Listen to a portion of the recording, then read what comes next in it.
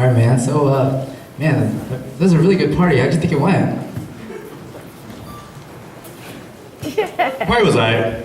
The dances were pretty cool. There was some like danger in some of them. Alright. But you know what? That Filipino food right here? It's on point though, right? No, right? Well, while I was at the party, I overheard this old Tito kind of talking about his old life. And this word came up. It was like, pagmahal. Oh, pagmamahalan. Yeah, that word. It's like, what does that even mean? It means... What up, homies? How y'all doing? Oh, what up, Ken?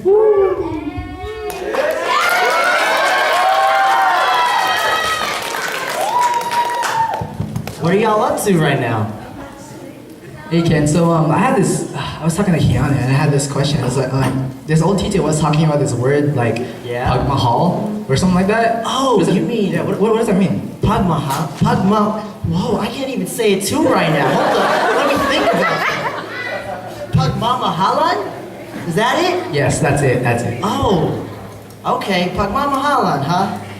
Alright, pagmamahalan. Let me think about it. It is the words filling my verses to convey my past and present experience. Hands strumming guitar strings, pressing down on keys on a grand piano, sticks beating on drums to fill our ears, and sounds with breath that pierces deep into our hypothalamus, amygdala, and hippocampus, bringing out a world of memories and emotions.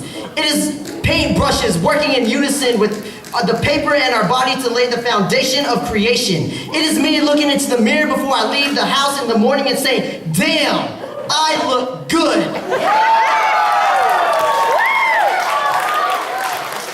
It is the constant amount of self-critique and self-gratification that I give myself that allows me to struggle out my imperfections to be imperfectly perfect.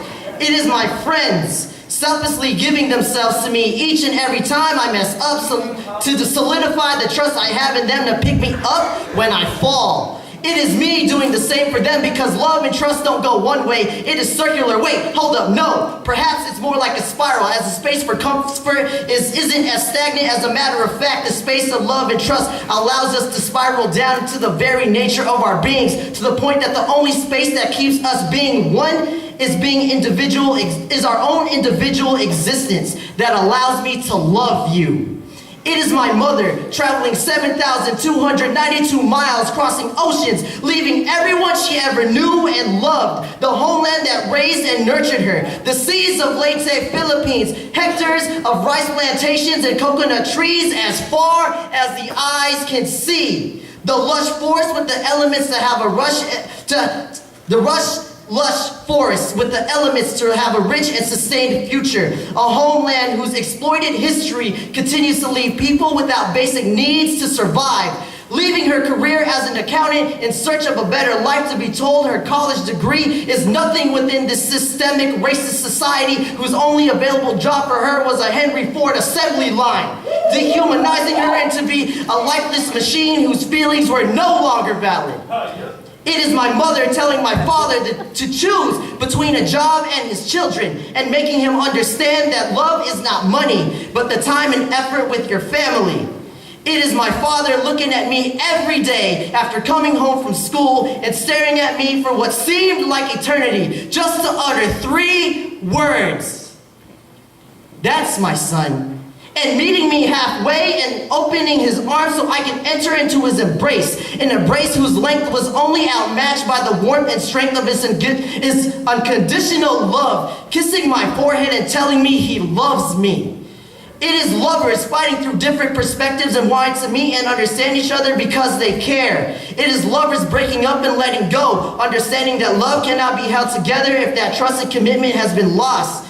It is folks staying up late at night to support others in times of emotional sadness. It is using your body as a shield against demolitions that destroy poor communities for big profit. It is taking time out of the day to table and ask for donations for typhoon victims. It is calling you out your government to demand justice for victims of political killings and imprisonment. It's going out with your family to eat Chinese food when you're too lazy to cook. It's going to church with your grandma. It's holding your partner while you sleep and loving the fact that someone would want to share their life with you in the most intimate ways. It's telling your niece I love you just because you know you can and that feelings are what make you alive. It's barbecue chicken, reading comic books, catching up on Game of Thrones, listening to Marvin Gaye and Nas. It's reggae music, it's chicken, and yes, it's more chicken.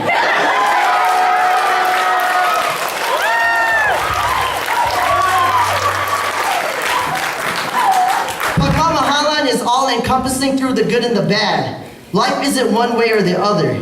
It's a struggle to make us grow.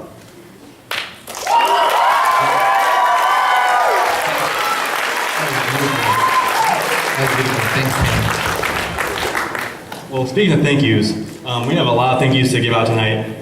First of all, we would like to bring up one of our main choreographers, Tita Tony Valerio. Please come on stage real quick.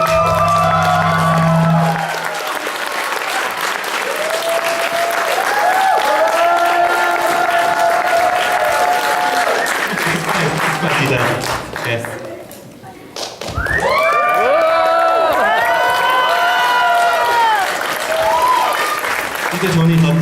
Tita Tony helped choreograph many of our dances, and she puts in countless hours to make sure all this looks good. So can we actually get another round of applause for her?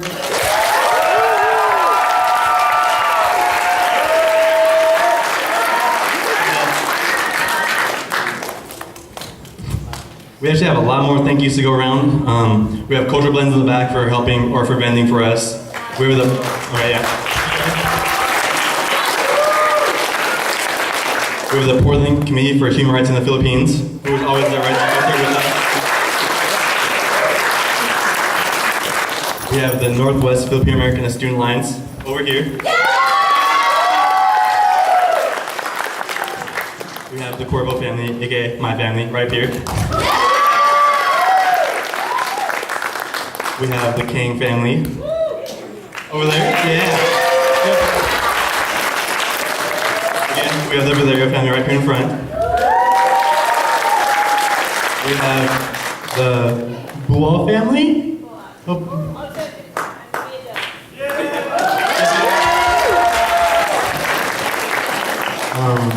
Also, we have the No, Dewan, Nguyen family right there in the back. A whole bunch of little kids there.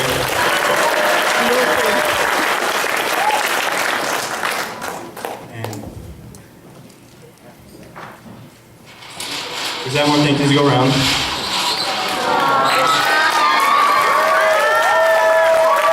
Can we get our ninjas and dancers up to the front of the stage? Come on, applause, please.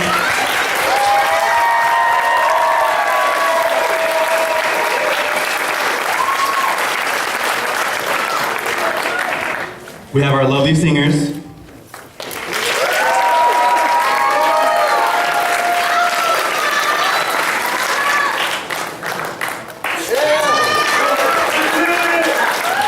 Amazing jazz spirit who always comes to our events.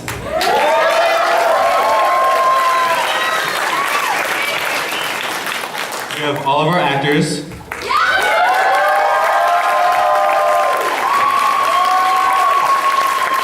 And can we get a special round of applause for all of our leads? Antonio Montoya, Patrick Gillian, Danny Vu, and Mary Beth Boca.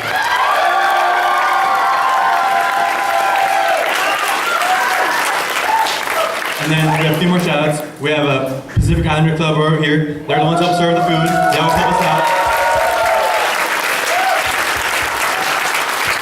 We have the Dover Republic who help bring the food here.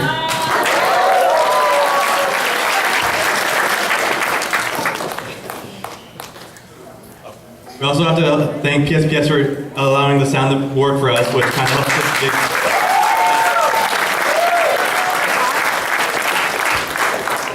And last of all, tonight would not have been possible without any of you being here tonight. So if we give a round of applause to yourselves.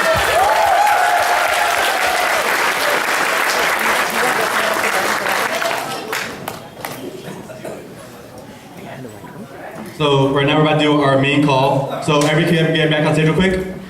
You all know what this is.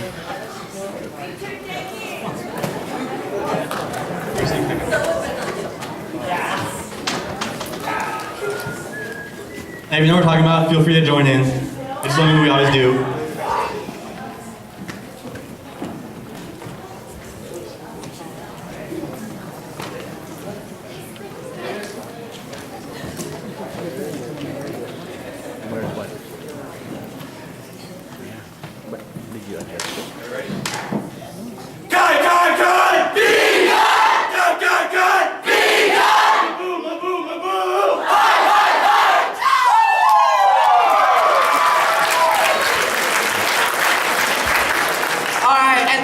Was an amazing performance, and we're gonna end it as we always end every activity. We're gonna do an isang bagsak. So, everybody, reach out.